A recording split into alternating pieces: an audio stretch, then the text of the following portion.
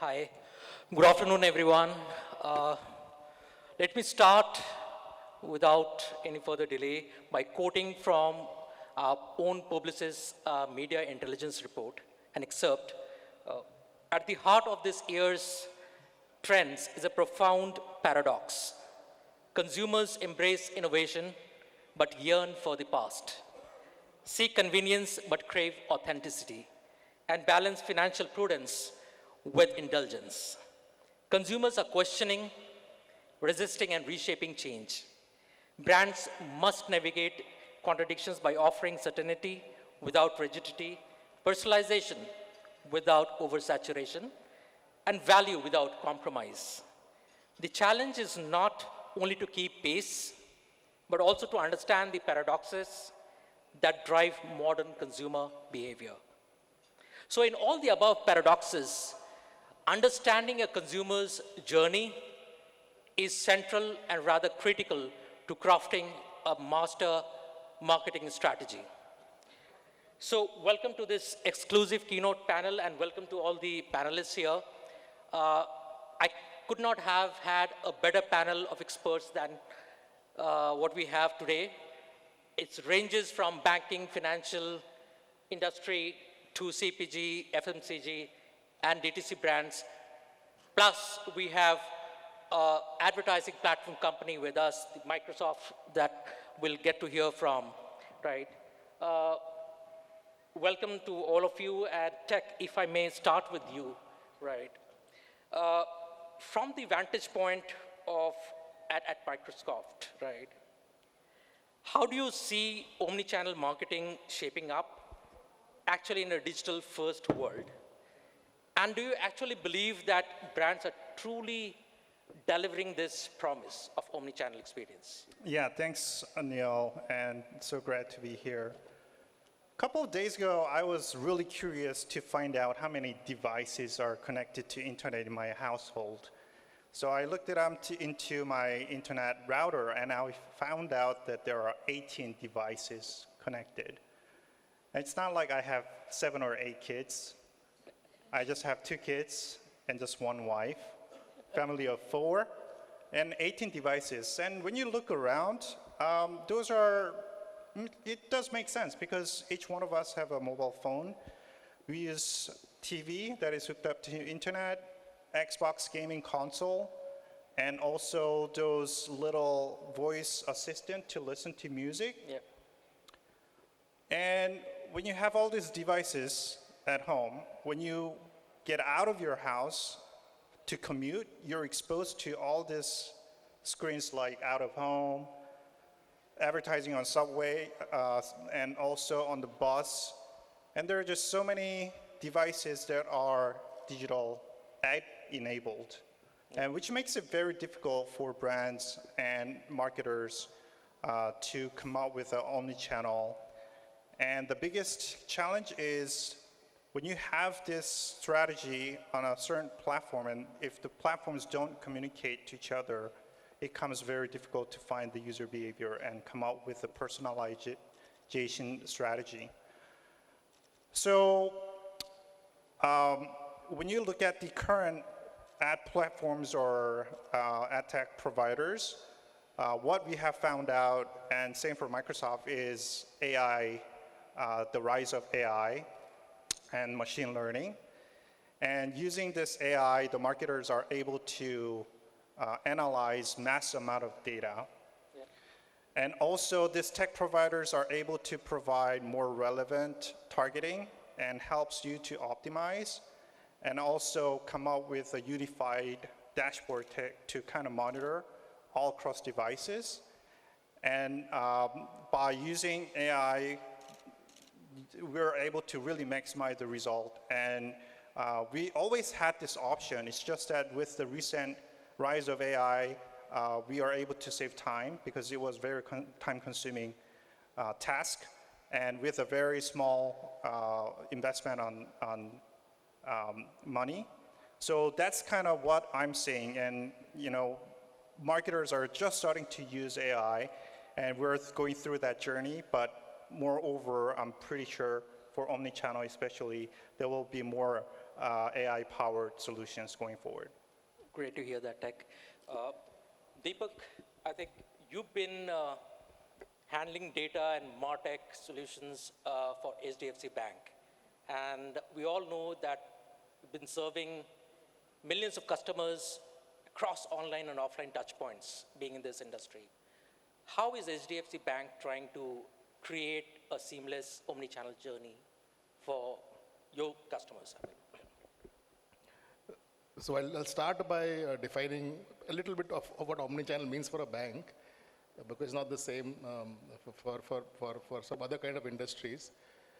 So all of you all don't care if you go to, let's say, a retailer, let's say it's Reliance Fresh, and you buy, I don't know, a carton of milk, and then you go to Reliance Fresh's app and you look, you see your frequently bought items, and it does not have the carton of milk that you bought. You don't really care. I mean, we're not there yet. In the retail space, that you don't expect that kind of seamlessness, personalization. But in banking, if you pay money to that same retailer in that same store, and you then go to the mobile app of the bank and you want to see the transaction there, that expectation very much exists. Or if you call the call center and you say, I bought a packet of milk, but something went wrong, you want the call center to also know. So omnichannel for a bank is very different, and the expectations are hugely different. And customers expect way more. So that's a challenge in banking. Solving it, and we'll come to that, but it's not easy, because channels are disparate. You have 10,000 branches in all parts of the country. Some customers use the app, some customers use the call center, some customers walk in to the branch. So what is the customer's current need is very, very spread out into multiple systems, multiple, even human beings hold this information sometimes, and it's very difficult to put together. So for banking, omnichannel problem statement is that, how do you unify everything? And not because it's a technical challenge and some milestone I want to achieve, it's because the customer expectation is very, very, very, very evolved when it comes to banking. You want a complete omnichannel experience, you want data to drive that experience, and you don't want any misses done by a bank. So that's what we deal with on a daily basis. So I agree, Deepak. I think omni-channel experience, or rather the story that we talk about, varies from industry to industry. And it's a good segue to move to one of my favorite brands, which is PepsiCo, Snigdha. We all know that this brand sells more offline, right? How are you addressing this omni-channel, creating an omni-channel seamless experience for your customers using first-party data or digital-first strategies? That's an interesting question, actually. And it's true. We sell more offline than we sell online. And the ecosystem is becoming complicated day by day. But for brands like us, and I would say mostly CPG brands, mental availability is extremely critical. While physical availability is critical, mental availability is equally critical. And to drive mental availability, it is important for us to drive that connection with consumers. Now, how do you drive connections with consumers? You are operating at a price point which is it's an impulse category. We are not an involved category. And we want consumers to really pick it up when they feel the need to pick it up. So what happens is first-party data really helps us in creating those consumer connections. And the real estate which we have is our packs. Yeah. So we actually use our packs to bridge that physical and the gap between the physical and the digital world. And how do we really drive those experiences for consumers which are valuable to them? Either we can give them experience, or we can give them value, or we can give them something which they would want, and they would want to come back to the brand. Yeah. So for us, first-party data does that job, and both whether we sell online or whether we sell offline, it doesn't matter, because both of the channels are actually complementing to each other for us. Got it. Yeah. Thanks. Moving to you, Gauri. I think Bombay Shaving Company, right? I think has a strong DTC, e-commerce, and even offline retail presence, right? And I know it's in a different league altogether. What are the challenges? How do you how are you addressing this omni-channel experience for your consumers? So actually, Omnichannel is a big opportunity in the way we see it, right? Of course, there are challenges, but I'll give you some examples on how beautifully it all comes together for us.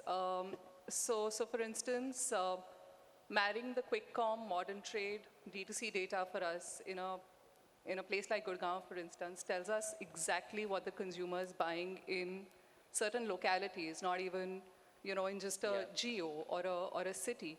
And then to be able to tailor both our presence, consistency of messaging, remarketing, availability, all of it helps us kind of present a very unified view availability to the consumer and helps us kind of really take the experience further, right? And for us that we operate in categories like shaving, trimmers, razors, where there is a lot of repeat purchases, again, to what Snigdha said, integrating packaging to purchase or bringing consumers on our razor packs, for instance, we put in a QR and say, come buy cartridges the next time on the D2C.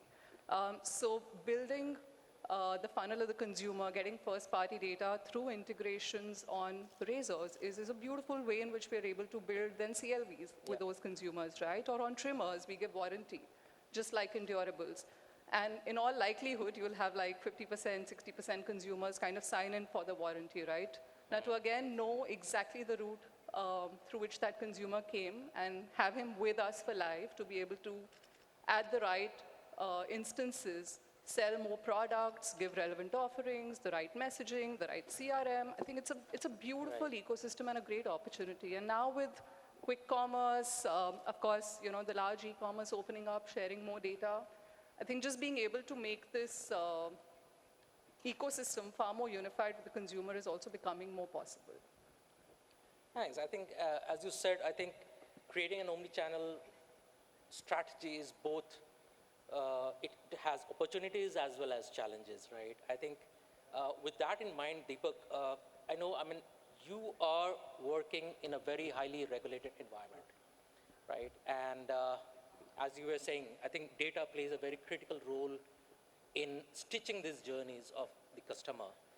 How are you addressing this with various guidelines, DPDP, and all these regulated environment, rules that you need to follow? What I've noticed in maybe a decade and a half of looking at digital marketing and technology with the same lens is that both are very different areas of expertise, where most companies are not able to buy the latest software or invest in the latest technology is because they expect the marketeer to go fight with information security or compliance, which is why a lot of people struggle. These are two different skill sets that exist in people, and I think this is obvious to a lot of folks here. This is primarily marketeers. A marketeer is more geared towards running the campaign and seeing the outcome of that campaign.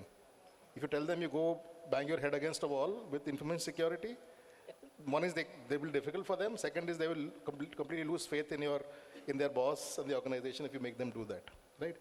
So we invest in both kind of people. So I specialize in helping the marketeer do their job, yet be compliant to what the regulator says, right? And sometimes there is a lot of myths that are around that people don't understand, which inhibits people to not be able to present the right view, which is the customer's need, to the internal person who is looking out also for customer's need, because data privacy is a customer need. Yeah. They question it not because they are mad or crazy, no, because they also have the customer's need in mind. While the marketer also has the customer's need in mind, we have to have people who can translate both and find a middle path for both. So it is surprisingly, it's an investment in people and not technology that helps deal with digital transformation, dealing with regulations, and at the end, bringing the best experience for the customer. Yeah, I get it. Snigdha, you mentioned that, of course, TV and digital both work complementary for a brand like PepsiCo. But of late, are you seeing or are you moving away from TV spends towards more digital, and and if that's so, how are you stitching or working on that strategy? Everybody's asking this question. So, okay, I'll tell you something. E-commerce is becoming popular, and QCom even more becoming popular for a category like ours. Because QCom, it's 10-minute delivery, 15-minute delivery. You need the product then and there, and it is in your hands. It's important, yes, it's extremely important. But generally, CPG brands, most of the CPG brands, operate in a planned purchase cycle. We are not a brand which even operates in a planned purchase cycle. We are impulse. You're right. So when a person actually goes on any sort of an e-com or a QCom brand, they technically know that what they want to buy. And what e-com and QCom brands can really help us do is optimize those conversions, retarget those consumers better, and then maybe increase repeat purchases. What TV and digital does for us is, and what I talked about in my earlier statement also, is driving mental availability. So unless and until I am at the top of mind and I have that awareness and penetration created for my penetration for the category and awareness for my brand, unless and until that is created, any e-com or QCom or even a retailer purchase would not really drive purchase for my brand. So there has to be a mental availability created. And precisely for that reason, the mass mediums like TV and digital becomes very, very important because the category is under-penetrated in this country.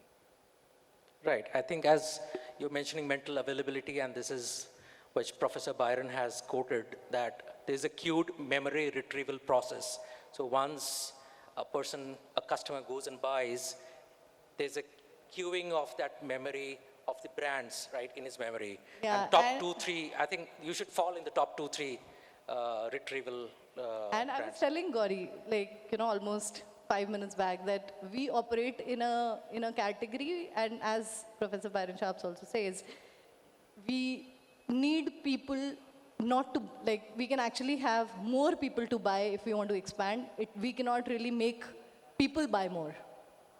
So one person can't really consume more. You have to really make more people consume your brand to grow penetration and to grow the brand. Yeah. Right.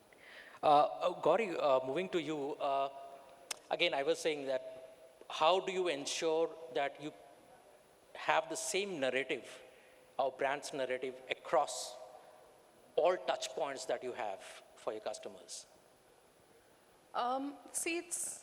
I think it's very first principles, to be honest, right? How do you have the same brand narrative? It's about how tightly you stitch the brand together, and how sharp you are as a brand is going to define how sharp your narrative is.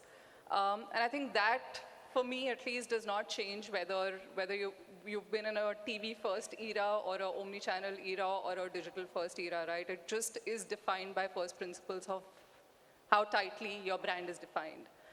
Having said that, of course, there are different media vehicles available.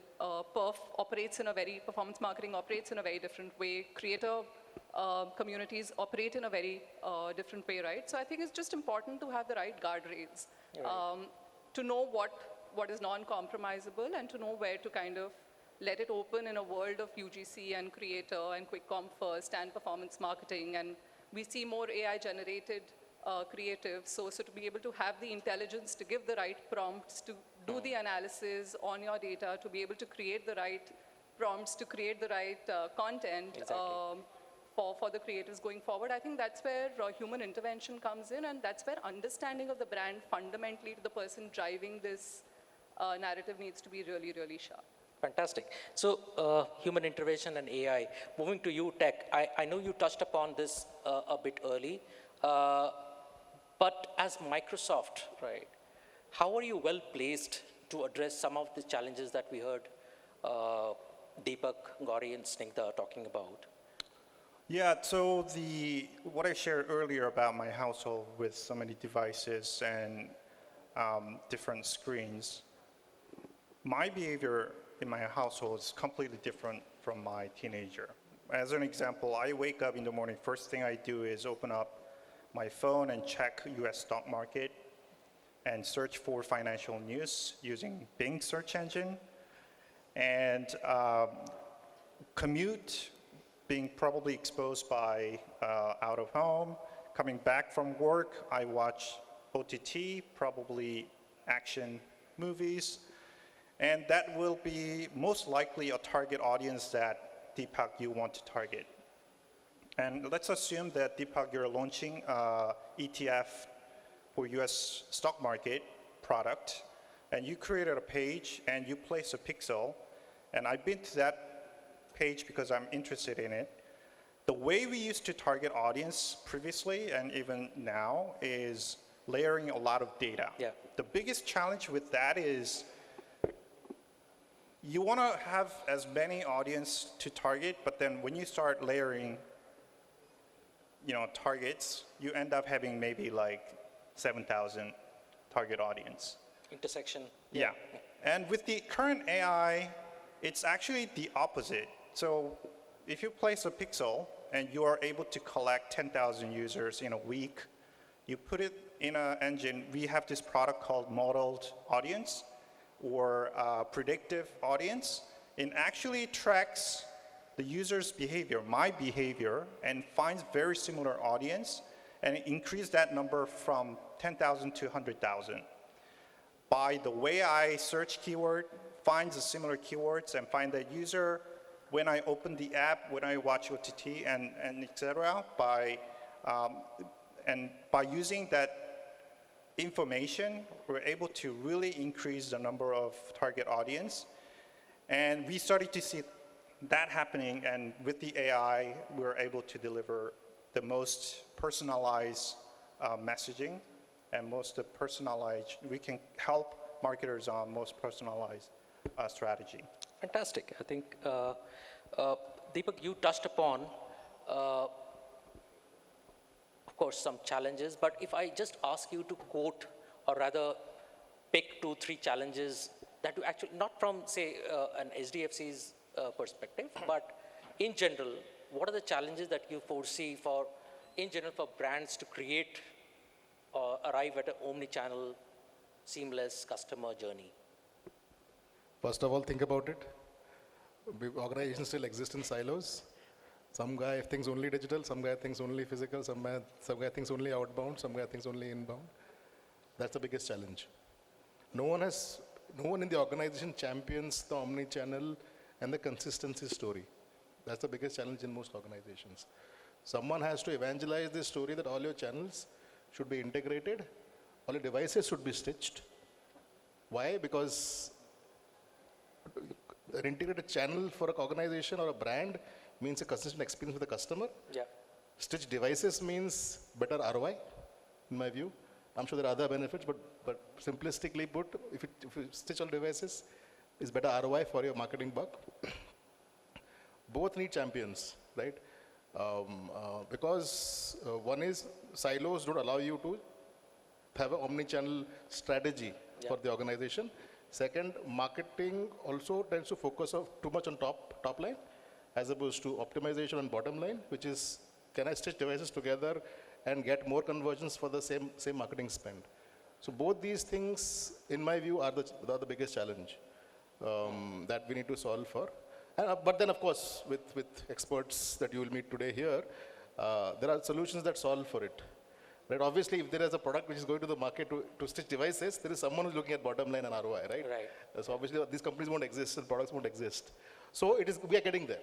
Right? Omnichannel is a little slower, but optimization is, I think, is picking up very, very well in the industry. So again, coming back to it, the vision and the narrative and someone to champion these two things is what's missing in most organizations, and that is where I think people should invest. I think fantastic, Deepak. That is where I think you, when you said that somebody has to think about it first, and then it should avoid a siloed approach within an organization. Somebody has to think holistically, right? Maybe a team or a person, but yes, that is where it starts from. Snigdha, we're talking about AI. Tech talked about a lot of AI, and of course, we are in the midst of it. is Pepsi using AI in some form or shape to either address pricing or personalizing messages or so enhancing marketing improvements overall? Yeah, so is being used by a lot of organizations for a lot of reasons. PepsiCo is using it for a lot of reasons, and there are hundreds of guardrails, I'm sure you know, around AI globally. Particularly for marketing, we think that AI really helps us in identifying right consumer cohorts, which are the lowest hanging fruits for us for conversions. So for example, if I may know that if I'm launching a spicy product, then who is my immediate consumer? If I'm launching something which is zero sugar, then who could be my immediate consumer? So we definitely use AI for a lot of cohorting, for a lot of campaigns where we want to drive direct conversions. We also use AI in a lot of media principles, thanks to a lot of tools available now, where we deploy it at a node level, and we know that, you know, what kind of a day parting would work for better conversions, what kind of CPM benefits I can generate, what kind of efficiencies I can generate to drive better view through conversions and things like those. So yeah, and it's been delivering results. So we see benefits of AI, Yeah, at I least think in media implementation, I know, for sure. I mean, since we handle your brand, so You know there's it. a lot that is being piloted and experimented, and kudos to those efforts. I think at least Pepsi is eager to do that. Gauri, moving to you, I think we're talking about omnichannel experiences. At the end of the day, right, whether a brand is able to create a good omnichannel experience or not, how do we measure? How are you measuring it or measuring the success of it, that whether we have done a good work in creating this omnichannel experience seamless for the customers? See, I think frankly, we're all at a fairly nascent stage of how well we're doing omnichannel to be able to measure it effectively, to be extremely honest, right? So it kind of goes back to some of the core consumer metrics that you want to see and see whether there's an evolution and an improvement in it. So whether it's NPS linked to availability, whether it's NPS linked to consistency of messaging, no matter where the consumer sees you, right? Whether it's the repeat purchases that are happening for your brand, despite the platform you're available or not available on. So for us, like I said, as long as the clicks are happening on every pack that we send, and we have the consumer coming back to D2C to come and convert, and we're building our funnel and strengthening it. That's one of the metrics that we see to understand whether omnichannel is working for us or not.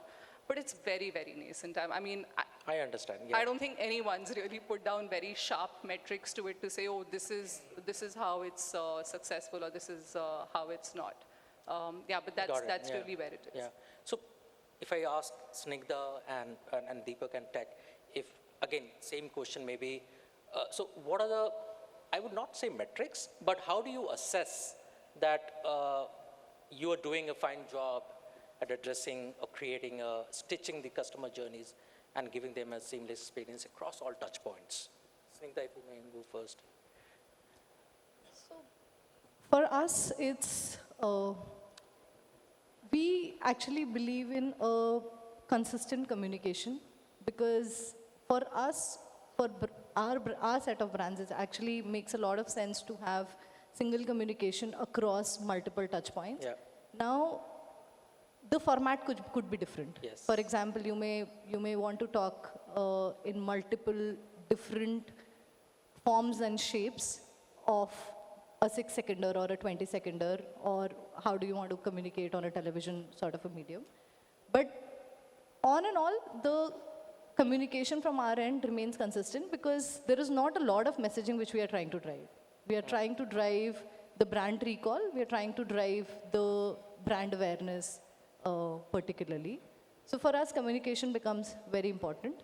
What also becomes very important for us is how do we, so if television is doing an X job of reaching in X geographies, how do we really go in those geographies which are weaker on televisions, and how can we really make digital become extremely efficient in certain geos where we really want to drive Right. sales.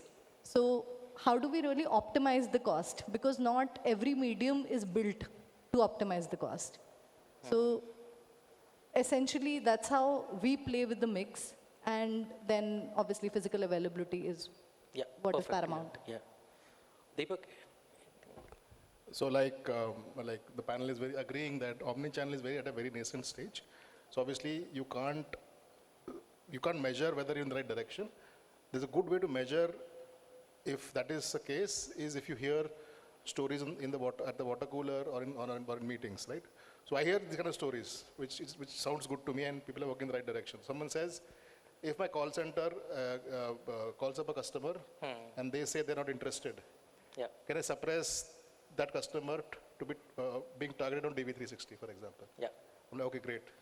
People are thinking about it, great, perfect. If someone says from the branch side, says, sir, can you give me a functionality where I can see what page the customer visited yesterday, and so I can talk about that product or that service Right. also, service or a complaint, they would do a complaint page. So can I just say, sir, can I help you first before I talk to it? So these stories, when they go do the rounds in the organization, I think you're working in the right direction. Obviously, at a nascent stage, this is the only thing you can measure. Well, that's these fine, stories as long and as these- we're these trying to, conversations, yeah. Actually, couldn't agree more with Deepak, and for us, we were piloting customer support on Discord and saying, okay, can this customer support become a community of its own, right? Yes. And to be able to see consumers come in across different purchase paths and cycles onto that platform to discuss what their experiences are and how they can use the product better to for their grooming or to improve their Exactly, lives. yeah. I think that's a great signal to us, right? That, okay, something's happening where it's not digital ad dikhaya to ek wohi, direction hai, and that's where it's going to stop. So I think signals like these and interventions like this tell us that Yes. there's some magic happening. Yeah. So tech, from a platforms company perspective, right? How do you think? The measurement, I mean, growth rating point has been used for ages on traditional media. And I think we were talking about stitching a lot, and by the fact that we're able to do those stitching has moved a lot and really helped growth of digital advertising.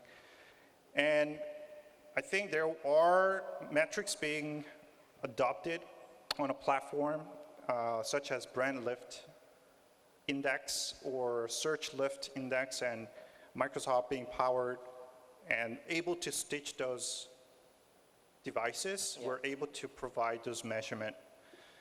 Additionally, where we're really focusing is the actual data, whether it's, as an example, like frequency capping.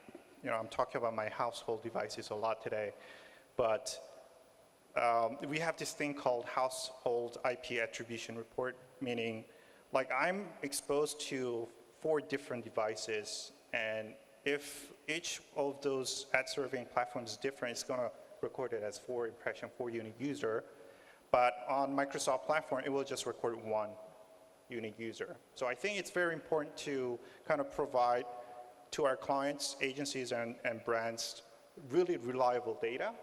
And we're putting a lot of effort to provide the true data. And when it comes to the digital world, the fact that we're able to track, measure the engagement mapping, not just about last click attribution, has really improved the overall digital advertising. Thanks, Dick. I think our time's up. I don't know, but if we have time for a question from the audience. Okay. Thank you so much. I think thanks to all of you for your insightful comments on this topic. Thank you, audience. Thank you.